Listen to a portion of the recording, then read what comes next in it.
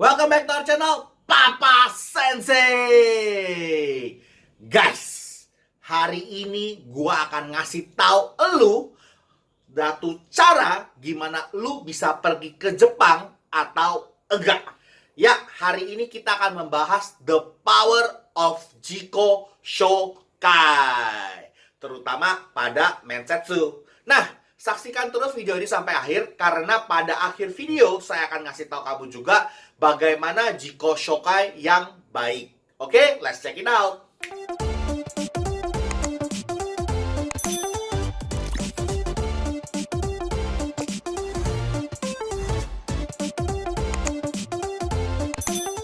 Nah, seperti di awal gue bilang, hari ini kita akan bicara tentang the power of Jiko Shokai atau Jiko PR. Nah, ini mungkin jika kamu sudah pernah mencoba Mensetsu atau wawancara dengan orang Jepang, biasanya pertanyaan ini merupakan pertanyaan pembuka yang pasti kudu wajib ditanyakan. Nah guys, kalau di dunia kerja itu atau lu mau magang, semua pertanyaan orang Jepang rata-rata sama. Lu bayangin ya. Kenapa? Karena sudah distandarisasi. Ya, benar-benar terukur. Nah, pertanyaan orang Jepang kalau lu cek-cek juga di YouTube-YouTube lainnya, biasanya tentang magang ke Jepang atau wawancara dengan orang Jepang, pertanyaannya itu cuma 4 biasanya. Yang pertama pasti Jiko Shokai, itu udah kudu wajib. Yang kedua adalah lu punya kelebihan dan kekurangan. Yang berikutnya adalah lu punya tujuan ke Jepang. Atau yang terakhir adalah pengetahuan umum tentang Jepang, atau lu mau kemana sih pas di Jepang. Nah, itu biasanya 4 yang ditanyakan. Nah, tapi lu bayangin kalau misalnya sekali itu ketika lu ditanyain, ketika lu di Mensetsu atau di wawancara, ternyata pelamarnya ada banyak, ada 600 orang, sedangkan semua pertanyaannya adalah sama. Nah, pasti kan sulit ya untuk orang Jepang, jangan untuk orang Jepang, orang Indonesia pun pasti sulit. Nah, bagaimana caranya kita supaya harus bisa menang? Bagaimana cara kita supaya bisa jadi nomor 1, memikat hati pewawancara? Nah, yaitu benar melalui Jiko Shokai. Nah, ini juga kejadian-kejadian di grup-grup WhatsApp ataupun di PM-PM pribadi. Ketika ada orang, biasanya sekarang ini memang mungkin tren atau bagaimana, gue kurang mengerti, tapi orang bertanya langsung nggak pakai castis cus, langsung ngomong, gue mau nanya ini, atau lu ada buku ini nggak gitu. Kan agak unik menurut gue. Nah, kemarin ada anak yang gue tegur ketika itu, kenapa lu nggak ngomong dulu gitu loh. Dan ternyata dia marah balik, dia bilang katanya, kan gue udah minta maaf, gue kan merasa itu nggak penting, itu gue hanya lupa, bla bla bla bla bla bla bla bla. Nah, tetapi nih kalau dalam Mensetsu atau ketika di wawancara Jepang, lu lupa, lu grogi, lu salah di Mensetsu, lu salah Jiko Shokai, dia nggak bakal lanjutin pertanyaannya. Udah, stop sampai situ.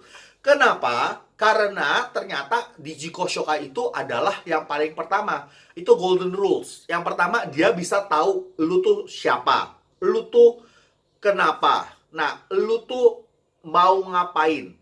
Jadi ini nih sebenarnya fungsinya adalah menguji kemampuan bahasa Jepang lu. Sampai sejauh mana lu dapat menggunakan bahasa Jepang dengan baik. Sejauh mana lu dapat mengerti dan menangkap arti dari perkataan beliau atau sang pewawancara. Nah, jadi ini udah fatal banget menurut gue. Karena kalau lu nggak bisa ngejelasin, lu gugup, dan di sono lah gimana lagi, dia juga pasti nggak bakalan milih lu.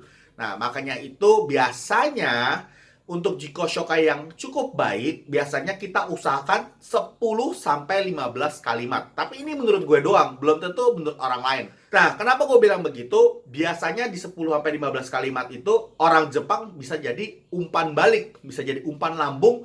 Oh, gue mau nanya apa? Lu bayangin dia nguji ratusan orang setiap harinya, dia nggak ngerti kan, oh ini orang ngapain, atau semua standar. Gimana cari yang berbeda? Biasanya orang Jepang itu suka yang orang yang lebih bersemangat, orang yang lebih mengerti, orang yang mau tahu gitu loh ya. Tadi seperti di awal tadi gue bilang gue janji akan ngasih tahu bagaimana cara Mensetsu Jiko Shokai ketika Mensetsu yang baik. Nah ya, sebenarnya rata-rata gampang banget. Mensetsu itu ketika lu Jiko Shokai, yang paling dasarnya itu seperti ini.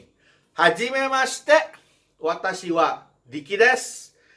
Dozo yoroshiku onegai shimasu. Nah, yang tadi gue bilang adalah salam kenal pembuka, nama saya Diki, dozo yoshiko onegaishimasu.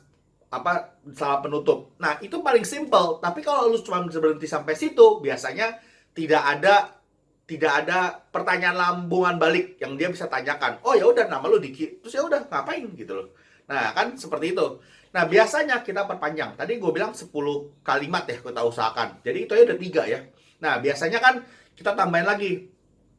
Hajime mashite, watashi no namae wa Diki Stefanus desu. Diki to yonde kudasai. Watashi wa Jakarta ni sunde imasu. Watashi no shumi wa sashin o toru koto desu. Ya. Terus ada lagi, ya sampai 5 dulu biar kita lebih gampang. Oke? Dozo yoroshiku onegaishimasu. Nah, yang pertama tetap salam pembuka. Yang kedua gue bilang nama lengkap saya watashi no namae wa Diki Stefanus desu. Nama saya Diki Stefanus. Diki to yonde kudasai. Please call me Diki. Terus yang berikutnya adalah Jakarta ni sundeimasu. Saya tinggal di Jakarta. Terus watashi no shumi wa, ini hobi saya.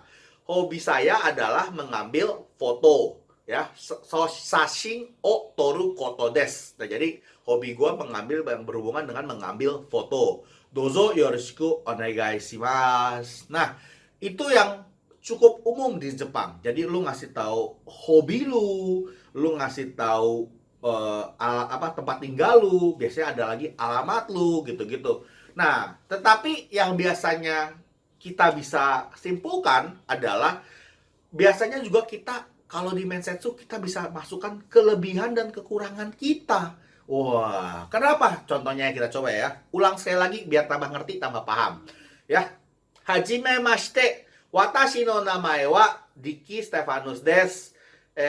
Diki to yonde kudasai. Hai. Watashi wa 36 sai desu. Ima Jakarta ni sunde imasu. Watashi no shumi wa sashin o toru koto desu. Watashi wa komputer ga suki desu. Nah, saya suka komputer. Atau kantana pasokon o shuri wa dekimasu. Saya bisa melakukan perbaikan kecil di komputer. Walaupun ini bohong. Handphone gue agak mati aja, gue udah bingung. Gue tanya bini gue, biasanya gimana nih cara hidupinnya gitu ya. Tapi ya kadang-kadang kalau di Mensetsu lebih dikit. Nah, kurang lebih seperti itu. Ya kalau misalnya kalau nggak kita bisa ngomong lagi. Pertanyaannya biasanya orang watashi wa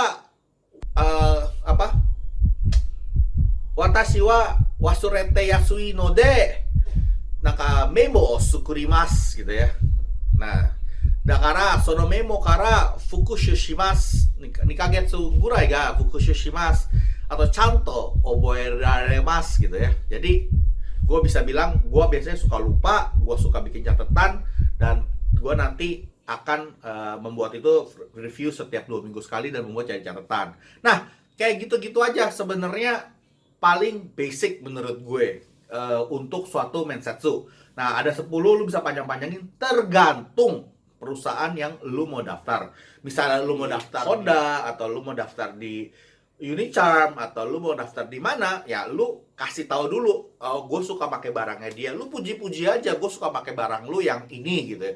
Jadi kita di situ bisa tahu, oh ternyata nih orang tahu produk kita tuh apa. Nah, ini bukannya suatu yang fatal, tetapi kalau lu tahu, misalnya lu Mensetsu di Honda, ternyata Honda ngasilin apa aja, itu bisa ditanyakan loh. Dan ternyata ini biasanya ada penguji yang saklek. Kalau lu salah nggak tahu produknya, lu langsung di out.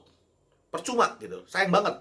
Padahal kalau Jiko Shokai itu sangat-sangat baik untuk berkenalan. Seperti orang kalau kita di agama Muslim juga ya, kalau misalnya kita masuk ke rumah orang, kita ketok-ketok dulu, shitsureshimasu gitu-gitu. Bahkan di Mensetsu di YouTube juga kalau misalnya masuk pintunya dia akan ketok dulu shitsureshimasu gitu ya. Shitsureshimasu, hai, hajimemashite. Jangan lupa ojigi ya. Ojigi ini adalah bow down. Biasanya untuk ini cukup sampai 15 derajat. Jadi kalau misalnya lihat seperti ini ya. Nah, kayak gitu-gitu. Jadi menurut gue the power of Jiko Shokai walaupun diremehkan saat ini, tetapi merupakan brand yang sangat kuat. Karena Jiko Shokai itu bukan hanya perkenalan semata, tapi mencerminkan sikap lu. Seperti lu kenapa lu ke kantor, lu misalnya mensetsu pakai jas. Itu bukan, lu bayangin di Indonesia mensetsu pakai jas, pasti kan panas bener ya. Nah, tetapi tujuannya adalah lu supaya lu terlihat profesional. Demikian juga dengan Jiko Shokai. Kalau lu berhasil Jiko Shokai, lu dengan baik, berarti lu terlihat kemampuan bahasa Jepang lu canggih. Kedua, lu ada kemauan untuk belajar. Yang ketiga, lu bisa benar-benar menggunakan bahasa Jepang lu. Nah, sekarang di layar kaca kalian ada 2 video. Jangan lupa klik salah satunya dan saksikan supaya lu makin pintar berbahasa Jepang. Nah, jangan lupa juga minum susu, minum Indomie. Kenapa? Karena gua lapar. Oke? Hai, kyo wa kokoma desu. Otsukare sama desu. Otsukare. Jade.